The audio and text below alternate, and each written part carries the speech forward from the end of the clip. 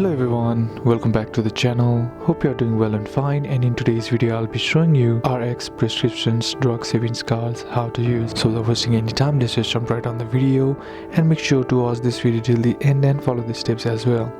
Using the GoodRx prescription drug savings card is simple and can help you save on prescription medications at most US pharmacies.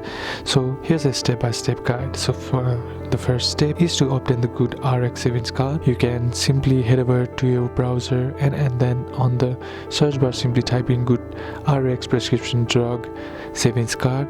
Scroll down and there you'll find the GoodRx prescriptions discount card. Simply click on this link, and once you do that, here all you gotta do is simply fill up the information and then simply click on this send me a prescription savings card.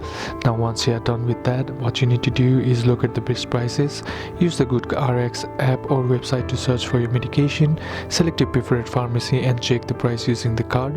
When you go to fill or refill a prescription, present your GoodRx savings cards to the pharmacist before the prescription is processed.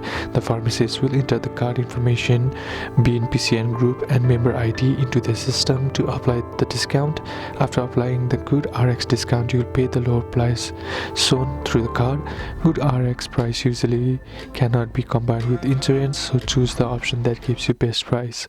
You can use the GoodRx card repeatedly for any prescription medications as long as the pharmacy accepts it. Always verify the price of GoodRx before each refill as price can change. So that's basically how you can do it, and that's it for today's video guys. Hope this video was useful to you. Leave a like if it did, comment down below what the next video should be on.